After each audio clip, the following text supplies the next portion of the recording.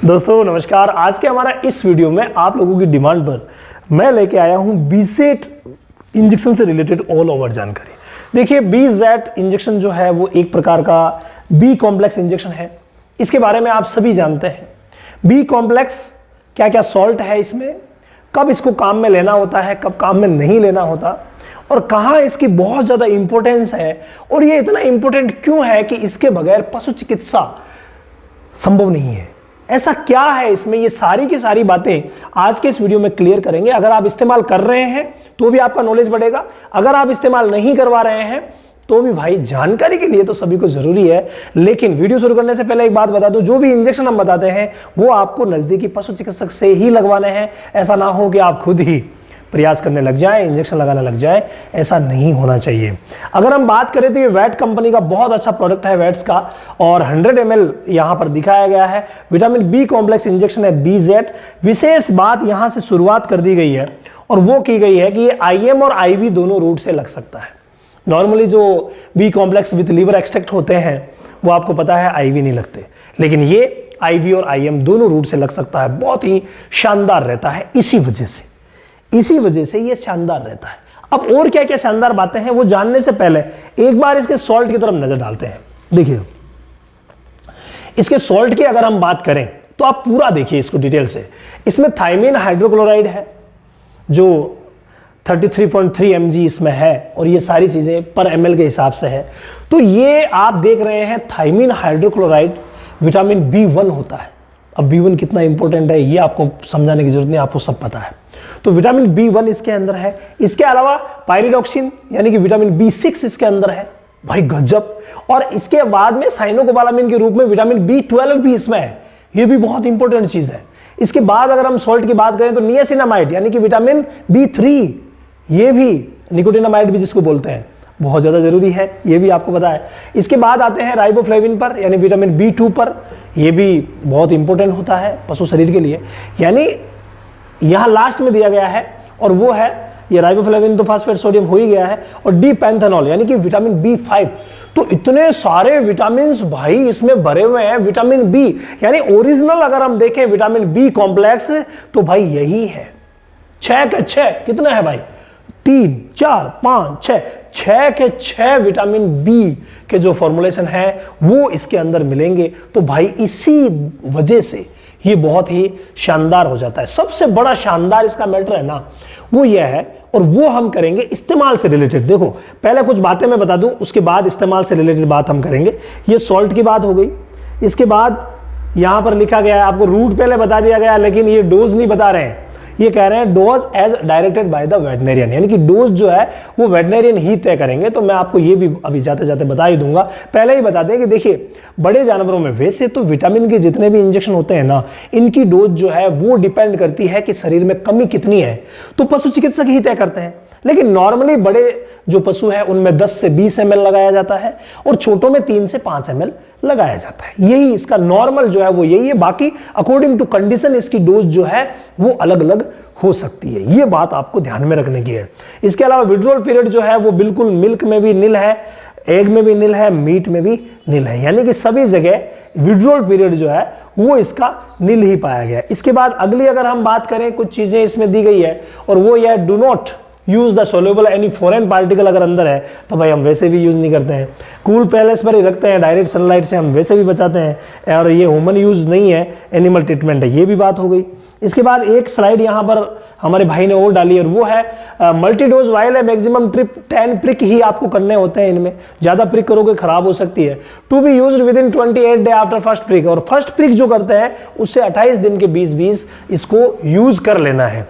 यहां ये बात आपको बताती है कि अगर आपकी प्रैक्टिस कम है या आप कम यूज करवाते हैं तो ऐसी कंडीशन में इसको आप 30 ml वाला यूज कीजिए, ना कि 100 ml वाला, ताकि सही रहेगा। तो ये सारी बातें हैं जो इसके अंतर्गत की गई है। अब अगर हम बात करें, और वो बात करें इसके वर्क की, तो नंबर 1 जो इसका वर्क है वो है फ्रेंड, जब भी एंटीबायोटिक लगाया जाता है और बाय द वे पशु का टेम्परेचर 103 से ऊपर है, तो हम क्या करते हैं कि 103 से ऊपर, पशु चिकित्सक 103 से ऊपर बी कॉम्प्लेक्स का इस्तेमाल करते नहीं है, जिस वजह से दूध सूख जाता है।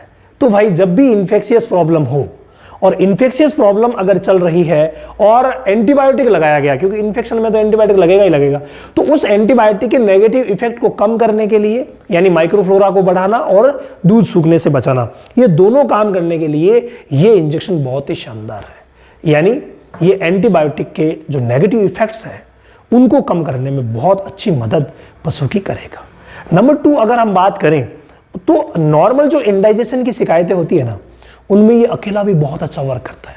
यानी इंडाइजेशन, खाना पीना कम खाना, बिल्कुल भी नहीं खाना, ऐसी कंडीशन में अगर इसको इस्तेमाल करवाया जाए तो ये इंडाइजेशन यानी अपच की शिकायतों को दूर करता है। एनोरेक्सिया जिसको बोलते हैं, भूख कम लगना, यानी इसको अगर हम कहें तो भूख बढ़ाने का इंजेक्शन कह सकते हैं। यानी भूख बढ़ाने में ये बहुत अच्छी मदद पशु की करेगा। इसके अलावा कभी भी कमजोरी आ जाए, वीकनेस अगर पशु के शरीर में आ जाए कि साहब बहुत ज़्यादा कमजोरी महसूस कर रहा है, उस समय इसको इस्तेमाल करवाया जा सकता है। इसका इस्तेमाल जो है वो बीमारी के हिसाब से होता है वैसे तो, लेकिन 3 से 5 दिन तक इसका नॉर्मली इस्तेमाल करवाया जा सकता है। इसके अलावा एनीमिया, पीलिया भी आपको पता है, उसमें भी B1 की ज़रूरत होती है, एनीमिया में भी ज़रूरत होती है। तो एनीमिया में एज ए सपोर्टिव थेरेपी ये बहुत अच्छा काम करता है। इसमें आयरन नहीं है, लेकिन भाई आयरन के संश्लेषण से रिलेटेड जो बातें हैं वो इसमें बहुत अच्छी है, यानी कि ये एनीमिया में भी बहुत अच्छा काम करेगा। इसके अलावा पशु में पोलियो एन्सेफेलोमलेशिया का आपने नाम सुना होगा, B1 डेफिशिएंसी। भाई B1 डेफिशिएंसी जिसको थायमीन डेफिशिएंसी भी कहते हैं, और इसका जो पहला घटक मैंने आपको बताया था वो थायमीन था। तो इस वजह से ये थायमीन डेफिशिएंसी में भी बहुत अच्छा वर्क करता है। इसके अलावा अगर हम बात करें तो जितनी भी मेटाबॉलिक डिजीज है ना, जहां पर पोषक तत्वों की कमी या गड़बड़ी पाचन वितरण में प्रॉब्लम की वजह से प्रॉब्लम्स होती है, वहां सब में ये काम करती है।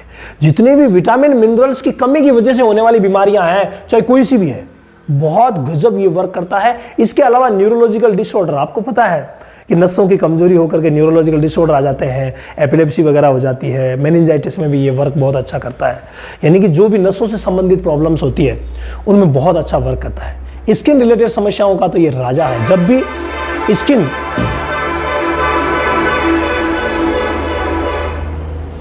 भी स्किन रिलेटेड प्रॉब्लम हो जाती है तो उस समय भाई ये बहुत गजब काम करता है सपोर्टिव थेरेपी के रूप में, तो इसका इस्तेमाल करवाया जा सकता है। इसके अलावा मैंने पहले ही बताया कि जब भी बैक्टीरियल इन्फेक्शन हो, वायरल इन्फेक्शन हो, या कोई भी प्रोटोजोआ का इन्फेक्शन हो, कोई फंगल इन्फेक्शन हो, तो सभी प्रकार के इन्फेक्शंस में ये सपोर्टिव थेरेपी के रूप में बहुत गजब वर्क करता है। या जो भी मेडिसिन दी जाती है, कई मेडिसिन ऐसी होती है जो हार्मफुल भी होती है, तो हार्मफुल मेडिसिन के जो नेगेटिव इफेक्ट्स होते हैं उनको कम करने में भी भाई इसका रोल जो है वो बहुत ही शानदार रहता है। ऑल ओवर मैं अगर कहूँ तो BZ के ये सारे इस्तेमाल अगर आपने सीख लिए तो भाई बहुत ही गजब रहेगा। मैंने पहले बात की थी इसकी डोज रूट के बारे में, कि डोज तो हमने देख लिया, लेकिन रूट के बारे में बात की थी। तो रूट भी बहुत ज़्यादा इंपॉर्टेंट है। इसको क्या IM भी लगाया जा सकता है, तो इसको IV भी लगा, और IV में क्या करते हैं, ड्रिप में भी लगा सकते हैं।